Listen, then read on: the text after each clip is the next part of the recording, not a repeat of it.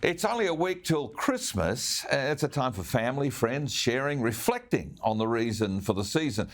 It's a happy time for most, it's a tough time for many, but Christmas hasn't been cancelled, despite those who continue to try and slowly pull apart traditions which have sustained us for so long.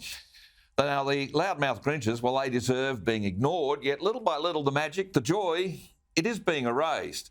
Supermarkets are now boasting being tinsel-free. And the bland happy holidays greeting, well, it's meant to be inclusive, but it has, for many of us, had the opposite effect. Now, the usual old-style Christmas treats, they seem to be hard to get. It can't just be supply chain issues. It seems like a deliberate choice by supermarket chains to bland down Christmas. Now, some say that Coca-Cola coloured, commercialised Christmas a century ago, with red and white obviously being a subliminal reminder of that beverage company. And I must admit I prefer blue and white, but regardless, Christmas is a bright, colour-filled time of giving, sharing, of magic. And I love the way that so many Australians are now festooning their homes with colourful lights, flashing out almost a brave determination to signal support for Christmas in this very woke world. And I guess being a cautious optimist, I rarely look back in anger, but every year about this time I do reflect on the things that we've lost. Traditions under threat, as those who don't believe in any form of religious teachings purge so much from so many traditions. It beats me why some suggest that Christmas offends non-Christian people. I've plenty of Muslim, Buddhist and Hindu friends. They respect our Christmas traditions. And I remember being in a mainly Muslim country like Indonesia a few years ago, listening to Christmas music piped in on aircraft, internal aircraft, and in heavily Buddhist Taiwan, watching free Christmas concerts in downtown Taipei shopping centres.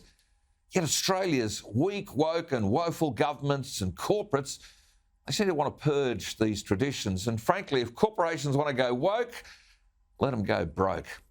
It seems the perpetually aggrieved want to weaken us, to make them feel better about their own inadequacies, and they claim offence on behalf of so many others. And we're seeing it in our parliaments too, where efforts to purge Christian prayer, to open daily sittings, well, it's in full swing. Apparently they think we become more inclusive by excluding Western traditions and Christian traditions. It's an absolute disgrace. Our parliaments have become a repository for those who seek to divide us on differences rather than unite us on what we have in common. A very far left federal parliament, well, it's taken us down a very bleak path, the so-called voice to parliament. It's not going to assist vulnerable people of Aboriginal and Torres Strait Islander heritage.